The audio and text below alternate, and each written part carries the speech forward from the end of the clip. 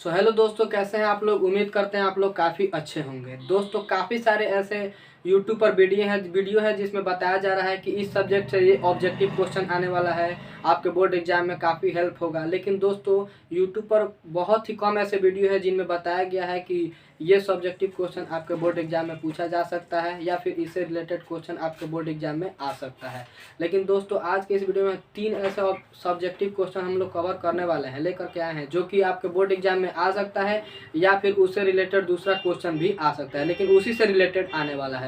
तो दोस्तों आज की इस वीडियो में हम उन तीनों क्वेश्चन को कवर करेंगे और दोस्तों उसका कैसे हम लोग को सॉल्व करना है, कैसे बनाना है, उसका सब स्टेप बाय स्टेप सोल्यूशन आज के इस वीडियो में हम आपको बताने वाले हैं।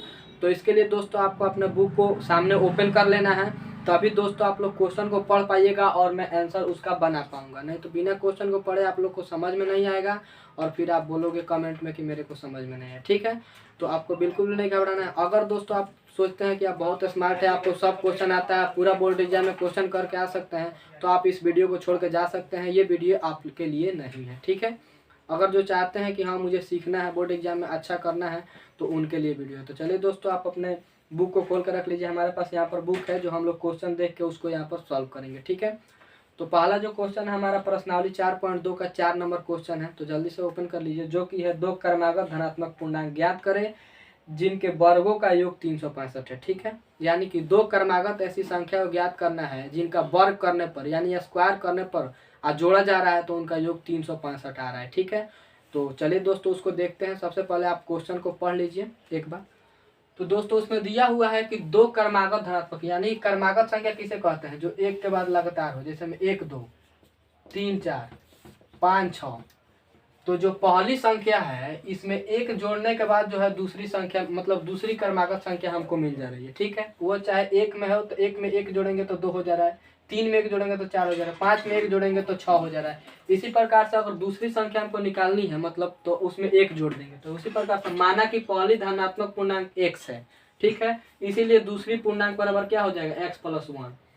ध्यान से यहीं पर आप समझ लीजिएगा, थोड़ा सा समझिएगा, आपका क्वेश्चन दोस्तों पूरा बन जाएगा। ठीक है, आपको बिल्कुल भी नहीं घबराना। तो आपको देखिए, माना कि पहली धनात्मक पूर्णांक x है, यानी 1 है तो उसमें 1 जोड़ेंगे तो 2 हो जाएगा। उसी प्रकार से दूसरी धनात्मक पूर्णांक हमारा क्या हो जाएगा, x + 1। अब दोस्तों प्रश्नानुसार यानी कि प्रश्न में क्या दिया है कि दोनों पूर्णांकों का वर्ग करने पर योगफल कितना आ रहा है, 365। तो आप देखिए कि पहली संख्या कितना है, x, तो x का स्क्वायर कर देंगे, प्लस दूसरी संख्या कितना है, x + 1। ठीक है, तो अब इसका भी स्क्वायर कर देंगे। अब दोनों का योग बराबर कितना हो रहा है, 365। अब दोस्तों देखिए ये a + b का होल स्क्वायर है, a + b का होल स्क्वायर है, तो इसको उस पर तोड़ेंगे, ये एक्स स्क्वायर जैसा है ऐसा ही रह जाएगा। अब देखिए a + b का होल स्क्वायर कितना होता है, तो a स्क्वायर + 2a b, यानी गुना हो गया, अब प्लस b स्क्वायर बराबर 365। अब दोस्तों इसको सॉल्व कर लेंगे, तो एगो एक्स स्क्वायर फिर यहाँ पर एक्स स्क्वायर, तो कितना हो गया, एगो एक्स स्क्वायर है एगो एक्स स्क्वायर, दोनों को जोड़ेंगे तो 2x स्क्वायर। ठीक है, आप प्लस 2 में x से गुना करेंगे तो 2x, और 2x में 1 से गुना करेंगे तो 2x रह जाएगा। ठीक है, आप प्लस 1 में 1 से गुना करेंगे यानी 1 का स्क्वायर तो 1 होता है। ठीक है, तो 365। अब दोस्तों देखिए यहाँ पर थोड़ा समझ लीजिए, नहीं तो बोलिएगा कि 2x कहाँ से आ गया, 2x कहाँ से आ गया। एक एक्स स्क्वायर और एक एक्स स्क्वायर दोनों को जोड़ेंगे तो 2x स्क्वायर हो गया, इतना निकल गया। अब 2 में x से गुना करेंगे तो 2x, किसी भी संख्या में 1 से गुना करते हैं तो उतना ही होता है, तो 2x में 1 से गुना करेंगे तो 2x, 1 का स्क्वायर यानी किसी भी संख्या का स्क्वायर होता है तो उतना गुना उतना हो जाता है। मान लीजिए 5 का स्क्वायर है तो 5 × 5 यानी 25, तो 1 का स्क्वायर है तो 1 × 1 बराबर 1 हो गया, तो 1 यहाँ पर आ गया, 365 है। अब देखिए 2x स्क्वायर + 2x, इधर जो है हमारा प्लस में 1 है, उधर बराबर को उधर जाएगा तो कितना में हो जाएगा, माइनस में हो जाएगा कि नहीं हो जाएगा। तो अब देखिए इधर बराबर दे देंगे 365, आप प्लस में है तो इधर माइनस में जाएगा। ठीक है, अब देखिए 2x स्क्वायर + 2x बराबर 364। ठीक है ना, 364। मान लीजिए कि आपके पास 365 रुपया क्या है, आपके पास धन है, 1 रुपया आपका दोस्तों कर्जा हो गया। ठीक है ना, तो आपका धन अभी 364 रुपया बचेगा कि नहीं बचेगा, उसी प्रकार से है 365 रुपया धन है, 1 रुपया कर्जा हुआ, तो आपको कर्ज वाला को 1 रुपया दे दीजिएगा, धन आपको बच जाएगा। अब देखिए दोनों में 2 है, 2 है तो 2 यहाँ पर क्या करेंगे कॉमन ले लेंगे, 2 कॉमन ले लेंगे तो यहाँ पर एक्स स्क्वायर, आप प्लस यहाँ पर कुछ नहीं बचेगा, 2 निकल जाएगा तो एक्स यानी कि एगो एक्स, ठीक है। अब बराबर 364, ठीक है। अब 2 इधर गुना में है, देखिए यहाँ पर कोष्ठ से पहले कुछ नहीं तो क्या है गुना है, तो एक्स स्क्वायर प्लस 1x और इधर बराबर के 364 आई गुना में है तो इधर आएगा तो भागा, तो कितना हो जाएगा 182, ठीक है। अब दोस्तों इसको हम लोग सॉल्व करेंगे, ठीक है ना। अब देखिए यहाँ पर थोड़ा इधर बना देते हैं, एक्स स्क्वायर प्लस 1x है, इधर बराबर के इधर 182 प्लस में है तो इधर आएगा तो कितना हो जाएगा माइनस 182 जीरो, ठीक है। अब दोस्तों क्या करेंगे हम लोग 182 का गुणनखंड निकालेंगे, ठीक है। अब मध्य तोड़ना है, ठीक है, इसका मध्य पट तोड़ना है तो 182 का दोस्तों हम लोग निकालेंगे 2 9 18 91। अब देखिए अब कितना से लगेगा 7 से लगेगा, तो 7 एकम 7 7 तिरका 21, ठीक है ना। इसका तोड़ेंगे गुणनखंड विधि से तो हमारा कितना होगा, ऐसा तोड़ना है कि आपको जोड़ने या घटाने पर प्लस 1x आ जाए, ठीक है, आप सीखे होंगे। तो ऐसा मध्य पद आपको तोड़ना है, 2 को संख्या ऐसा लेना है यानी कि इसका गुणनखंड इस प्रकार से तोड़ना है कि आप उसको गुना कर मतलब जोड़े या घटाएं तो यहाँ पर 1x आ जाना चाहिए, और दोनों को गुना करेंगे तो 182 आ जाना चाहिए। तो कैसे होगा, तो 182 का आपको तोड़ेंगे तो यहाँ पर देखिएगा कि 7 दूना 14 और 13, तो 14 में से 13 जाएगा तो कितना बचेगा 1x, ठीक है। आज 14 में 13 से गुना करेंगे तो 182 आ जा रहा है कि नहीं। तो आपको इस प्रकार से इसका मध्य पद तोड़ना है कि दोनों को घटाया जोड़ा जाए, मतलब दोनों पदों को जोड़ा या घटाया जाए तो यहाँ पर जितना रहे उतना आ जाए, और दोनों को गुना किया जाए तो जितना ये रहता है उतना आ जाना चाहिए। तो इस प्रकार से मान लीजिए एक्स स्क्वायर इधर रह जाएगा, और मान लीजिए कि 14 को आपको 14x हो गया और माइनस 13x हो गया, और इधर माइनस 182 है तो 182, ठीक है। अब देखिए 14 रुपया धन है और 13 रुपया आपका कर्जा है, तो कर्जा जब दे दीजिएगा तो 1 रुपया ना धन बचेगा, यहाँ पर 1 रुपया ना धन है, और 14 13 में जब गुना कीजिएगा आप करके देखिए, दोनों में गुना कीजिएगा तो 182 आ जाएगा, ठीक है। तो इस प्रकार से आपको मध्य पद तोड़ना है। आपको अगर मान लीजिए क्वेश्चन में मध्य पद तोड़ने के लिए दे दिया तो इस प्रकार से तोड़ सकते हैं, ठीक है ना। तो अब देखिए इसको सॉल्व कर लेते हैं हम लोग, ठीक है ना। अब देखिए अब आपका तोड़ दिए हैं इसको दोनों को अच्छे तरीके से, 14 13, यहीं पर दोस्तों गलती हो जाता है, यहीं पर आप लोग नहीं समझिएगा, यहीं पर गलती हो जाता है आपका, ठीक है। तो अब दोस्तों क्या करेंगे, इसमें से दोस्तों हम लोग x कॉमन ले लेंगे, ठीक है ना। x 2 x है, इसमें 1 x है, x कॉमन ले लेंगे तो यहाँ पर बचेगा x, अब प्लस 14x है तो x निकल गया तो 14, अब एक हो गया, ठीक है।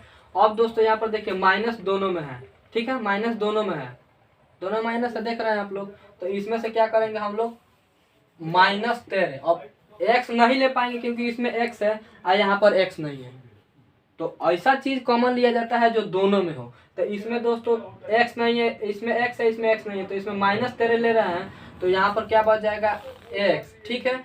इधर माइनस जब यहाँ पर ले लेते हैं कॉमन तो अंदर का चिन्ह बदल जाता है यानी प्लस हो जाता है, ठीक है, प्लस हो जाता है। माइनस तो हम लोग कॉमन ले लिए हैं, ठीक है ना, जी हाँ, ठीक है, माइनस तो हम कॉमन ले लिए हैं तो x हो जाएगा अब प्लस, ये कितना है हमारा, अब इसमें जब 13 से इसमें भागा दीजिएगा ना तो ये 14 आ जाएगा आपका, ठीक है ना, 14 आ जाएगा। अब दोस्तों हमारा निकल गया। अब देखिए अब कुछ नहीं करना है, अब यहीं पर थोड़ा समझना था आपको, अगर यहाँ पर आप समझ गए होंगे एक बार और समझा देते हैं।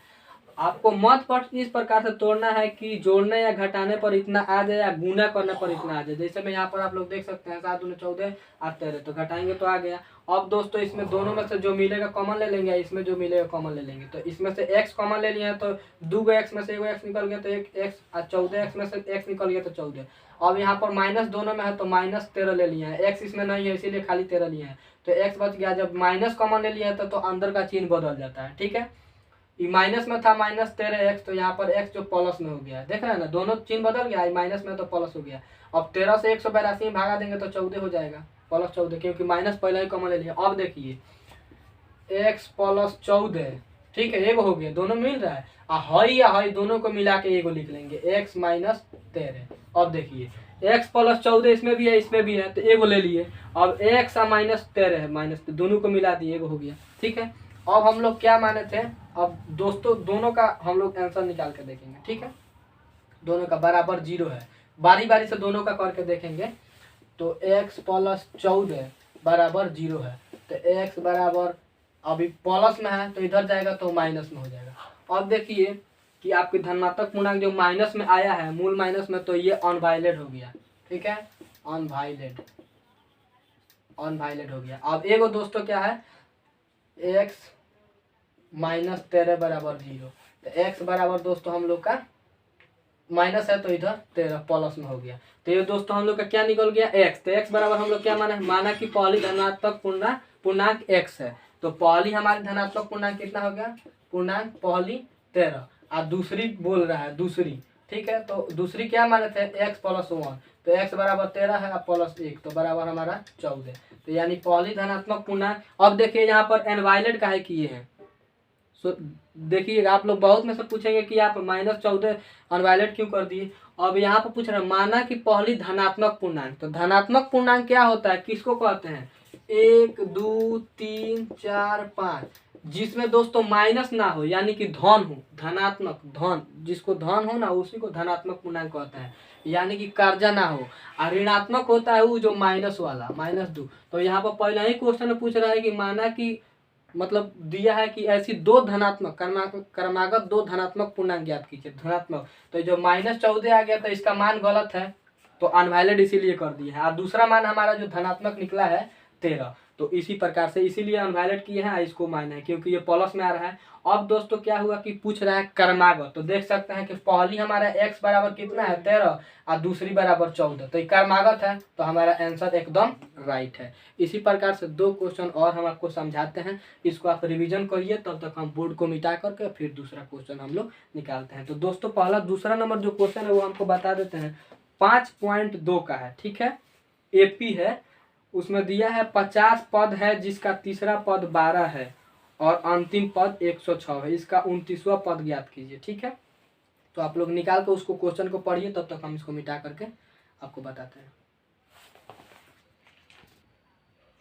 तो जो अगला क्वेश्चन है हमारा प्रश्नावली 5.2 का 8 नंबर क्वेश्चन है, यानी एपी वाला 5.28 है, जिसमें बोल रहा है एक एपी में 50 पद है, यानी कि एगो एपी है, लाइन मतलब संख्या, एक एपी में 50 पद है जिसका तीसरा पद 12 है। देखिएगा 8 नंबर क्वेश्चन है, A3 बराबर 12 है और अंतिम पद यानी 30 पद जब दिया है उसमें, नहीं और हमारा पूछ रहा है अंतिम पद जो है 106 है। इसमें पहला ही बोला है कि एक एपी है जिसमें 50 पद है, ठीक है, तो कितना पद है 50।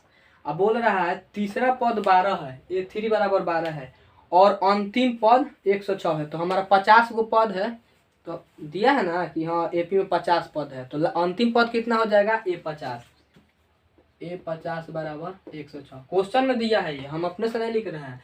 A3 50 दिया है, अंतिम पद दिया है 106, ठीक है, अंतिम पद ऊपर लिखा हुआ है कि एक एपी में 50 पद है। 50 कहाँ से आया है, तो उसमें दिया है एपी में कि एपी में जो है 50 पद दिया है, तो अंतिम पद हमारा 50 है, ठीक है।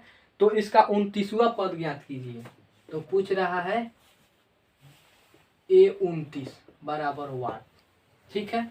अब इसको हम सॉल्व करेंगे, कैसे सॉल्व करेंगे, मान लीजिए A3 मतलब तीसरा पद 12 दिया है, तो दोस्तों हम इसको लिख सकते हैं A + 2D बराबर 12, यही ना सूत्र होता है। अगर मान लीजिए आपको निकालना हो A3, तो आप क्या सूत्र लगाइएगा, A + 2D बराबर 12, यानी कि एगो पद ए है और 2 गो पद इससे गुना हो जाएगा, तो A और 2 3 गो हो जाएगा तो 12। तो उसी प्रकार से A3 को हम लिख सकते हैं A + 2D बराबर 12, ठीक है, समझ में आ रहा है। तो इस समीकरण हमारा 1 हो गया, ठीक है ना। A3 को हम लिख सकते हैं A + 2D, ठीक है। अगर आपसे पूछ दे कि आप तीसरा पद निकालिए, 1 मिनट बात समझिएगा, तो अब क्या कीजिएगा, सूत्र लगाइए A + 2D यही ना लगाइएगा, A3 बराबर कितना होता है 1 + 2D, तो जब इतना लगाएंगे सूत्र, तो A3 के जगह पर आप लिख सकते हैं A + 2D बराबर 12। उसी प्रकार से दूसरा है A50 को हम लिख सकते हैं A + 49D बराबर 106, समीकरण 2, ठीक है। अब A50 बराबर 106 दिया है, तो A + 49D भी लिख सकते हैं। अब दोस्तों क्या करना है, समीकरण 1 2 हो गया। अब दोस्तों यहाँ पर आप क्या कीजिएगा, समीकरण एक में से 2 को घटाने पर ठीक है। घटाने पर इसलिए बोले हैं दोस्तों क्योंकि देख सकते हैं आपको दोनों चिन्ह इसमें बराबर है, ठीक है, दोनों चिन्ह इसका बराबर है। अब देखिए दोनों समीकरणों को लिख लीजिए, a + 2d = 12 a + 49d = 106। अब जब घटाना है तो नीचे का जितना रहेगा ना सब का चिन्ह बदल जाएगा, माइनस माइनस माइनस, और -a या +a कट जाएगा, ठीक है। अब देखिए दोस्तों 49d है, ठीक है, 49d है ना आपके पास, तो ये माइनस में है 49d, यानी आपके पास कर्जा। अब यह चिन्ह मान्य नहीं है, जो 50 49d ये चिन्ह आपका मान्य नहीं है। अब जो नीचे जो संख्या आपको घटाए हैं, मतलब समीकरण घटाने पर जो आपका नीचे वाला चिन्ह है ये मान्य है। तो 49 रुपये दोस्तों आपका कर्जा हो गया, क्या हो गया, कर्जा, और 2 रुपया धन है, ठीक है। तो 49 में से 2 हट जाएगा, यानी कि कर्जों में से 2 को धन दे दीजिएगा तो 47 को कर्जा बचेगा, तो -47d। अब बराबर उसी प्रकार से ये भी 106 को कर्जा है, पहले प्लस में था लेकिन अब घटाने पर माइनस में हो गया, तो 106 रुपये कर्जा है या धन आपका 12 रुपया, तो इसमें से घट जाएगा तो आपको कर्जा कितना बचेगा, 94 रुपया। उसी प्रकार से डी इधर रह जाएगा। अब 4 इधर -4 गुना में है, ठीक है, तो इधर जाएगा तो कितना, -47 होगा, सॉरी दोस्तों, यहाँ पर 49 में से 2 घटेगा तो 47 ना होगा, तो माइनस यहाँ पर इधर -47 है, यहाँ पर कुछ नहीं तो गुना का चिन्ह है, तो डी इधरे रह जाएगा, और -94, और जब गुना में है तो इधर भागा में चल जाएगा, तो माइनस से माइनस कट जाएगा, 47 दूना आपका डी बराबर कितना निकल गया, 2, यानी सार्व जो अंतर निकल गया इसका डी 2 निकल गया। अब हमसे क्या पूछ रहा है, 29वां पद, तो a + 28d, ठीक है, हमको ज्ञात करना है, ठीक है ना, यही ना पूछ रहा है। तो उससे पहले हमको क्या निकालना है, देखिए डी निकल गया, और पूछ रहा है ये तो हमको पता नहीं है, तो ए ज्ञात कीजिए। कैसे ज्ञात करेंगे, तो अब डी का मान समीकरण जो है एक में रखने पर, ठीक है, एक में रखेंगे समीकरण को, तो दोस्तों ये समीकरण कितना है, a + 2d = 12, ठीक है, तो a इसी तरह रह जाएगा +2, और d हम लोग कितना निकाले हैं, तो 2, यहाँ पर कुछ नहीं है तो गुना का चिन्ह है, तो 2 दूना, यहाँ पर देख 2 है, सार्व अंतर जो हम 2 निकाले हैं ना, तो 2 डाल देंगे यहाँ पर 12, तो a बराबर हम लोग का कितना हो गया, 12, आई 2 दूना 4 प्लस में, तो ये तो माइनस में हो जाएगा, तो a बराबर हमारा d। और उसी प्रकार से a + 28d लिख देंगे, 28d, तो हमारा a कितना है, 8 है, +2 28 और गुना 2, ठीक है, d बराबर 2 निकाले हैं, तो 8 हो गया, 28 दूना 56, आंसर बराबर हमारा हो गया 44, ठीक है। एक बार और समझ लीजिएगा, a3 = 12 है, तो हम इसको लिख सकते हैं a + 2d = 12। उसी प्रकार से a 50, यानी कि 50वां पद 106 है, तो 1 + 49d लिख सकते हैं। समीकरण 1 2 हो गया, समीकरण 1 में से 2 को घटाने पर तो दोनों को लिख देंगे, और नीचे वाले का पूरा जब घटाएंगे तो तीनों मान बदल जाएगा, मतलब पहले प्लस में होता तो माइनस में हो जाएगा, माइनस में होता तो प्लस में हो जाता। उसी प्रकार से जब -49d हो गया तो +2d घट जाएगा तो -47d, और उसी प्रकार से 106 माइनस में है, 12 घट जाएगा तो 94, तो 2 मरतबा माइनस से माइनस कट गया, 2 मरतबे निकल गया, तो हमारा सार्व अंतर कितना निकल गया, 2। अब d का मान 1 में रखने पर, यानी समीकरण 1 में रखने पर, तो समीकरण 1 कितना है, 1 + 2d = 12, तो a इसी तरह रह जाएगा, आप +2d, ठीक है, 2d हो जाएगा यहाँ पर 2 और d, तो d के जगह पर हम कितना निकाले हैं, 2 निकाले हैं, तो 2 रह जाएगा, a इधर रह जाएगा, और 2 दूना 4 है, यहाँ पर 4 होगा ना, 2 दूना 4 प्लस में, तो 12 है, इधर माइनस में 4 हो जाएगा, तो a बराबर 12 में से 4 गया 8। अब हमारा a भी निकल गया और d भी निकल गया, तो दोस्तों हमारा पद जितना चाहेंगे उतना पद निकल जाएगा। तो हमसे पूछ रहा है कि 29वां पद, तो a + 28d, जैसे कि हम यहाँ पर बताए थे आपको कि a3 को हम लिख सकते हैं a + 2d, ठीक है, लिख सकते हैं कि नहीं लिख सकते हैं, यानी a3 निकालने के लिए 1 + 2d का सूत्र का उपयोग होता है, एगो घटाना पड़ता है। तो आपको जब a29 निकालना है तो 1 + 28d आप लिख सकते हैं, यानी ये घटा सकते हैं, तो a हमारा 8 है, 28 गुना d 2 निकाले हैं, तो 8 इसी तरह रहेगा, 28 दूना 56, दोनों को जोड़ देंगे 64। तो इसी प्रकार से 2 क्वेश्चन निकाल दिए हैं। अब अगला जो क्वेश्चन है वो भी काफ़ी इंपॉर्टेंट है, तो चलिए इसको मिटाते हैं और आपको बताएं। तब तक दोस्तों आपको बता देते हैं कि इस प्रश्नावली का वो क्वेश्चन है 5.2 का ही जो 10 नंबर क्वेश्चन, यानी कि इसके 2 को दूसरा जो क्वेश्चन है वो सॉल्व करने वाले। तो चलिए दोस्तों बोर्ड को मिटाते हैं, तब तक उस क्वेश्चन को आप लोग पढ़िए और समझिए, और फिर हम आपको बताते हैं। तो जो 10 नंबर क्वेश्चन है वो दोस्तों बोल रहा है किसी एपी का 17वां पद उसके 10वें पद से 10 अधिक है, 7 अधिक है, ठीक है। तो उसका सारवंतर ज्ञात कीजिए, यानी कि डी ज्ञात करना है, ठीक है। तो उसमें दे रहा है किसी एपी का 17वां पद यानी A17 जो है उसके 10वें पद से 7 अधिक है। तो दोस्तों इसको यहाँ पर हम लोग लिखेंगे प्रश्नानुसार, ठीक है, प्रश्नानुसार। क्वेश्चन को दोस्तों आप लोग फिर से एक बार पढ़ लीजिएगा। अब बोल रहा है दोस्तों कि 17वां पद उसके 10वें पद से 7 अधिक है, ठीक है। यानी कि जो उसका 17वां पद है एपी का वो 10वें पद से 7 अधिक है। अब इसको सॉल्व करेंगे। अब देखिए मान लीजिए ए है प्लस 17वां पद है तो इसको 16D लिख सकते हैं, जैसे कि अभी थोड़ा देर पहले पिछले क्वेश्चन में बताया था। तो 217 नहीं हो गया, अब ए मतलब 17वां पद को ए प्लस 16 लिख सकते हैं, 16D। उसी प्रकार से यहाँ पर ए प्लस 9D लिख सकते हैं 10वें पद को, अब प्लस 7 हो जाएगा, ठीक है। अब दोस्तों ए इसी तरह रह जाएगा, बराबर का इधर प्लस में है तो इधर माइनस में, उसके बाद से 16D, ठीक है। अब इधर बराबर का इधर माइनस प्लस 9D है तो इधर माइनस 9D हो जाएगा, ठीक है। और 7 को इधर रखेंगे, माइनस ए प्लस ए से कट जाएगा। अब 16 रुपये कर्जा है, 9 रुपये आपका मतलब आपका क्या है कर्जा है, अब 16 रुपया धन है। तो 16 में से आपका 9 घट जाएगा तो कितना बचेगा 7D, यानी कि 7 रुपये धन आपका बच जाएगा। इधर हो जाएगा 7, तो D बराबर इधर रह जाएगा 7, इधर गुना में है तो बाटा में आ जाएगा। तो आपका कितना हो जाएगा D बराबर 1, यानी कि आपका सारवंतर कितना हो जाएगा 1। तो दोस्तों इस प्रकार से दोस्तों इंटरेस्टिंग क्वेश्चन था। आपको भी दोस्तों पढ़ के बहुत मजा लगेगा, कमेंट में जरूर बताइएगा, ठीक है ना। तो अगर आप चाहते हैं कि इसी प्रकार के इंटरेस्टिंग वीडियो सबसे पहले आप लोगों तक पहुंचे तो चैनल को सब्सक्राइब कर लीजिएगा। और दोस्तों वीडियो आपको समझ में आया कि नहीं आया कमेंट में जरूर बताइएगा। तो चलिए दोस्तों मिलते हैं नेक्स्ट वीडियो में नए टॉपिक के साथ। जय हिंद, जय भारत।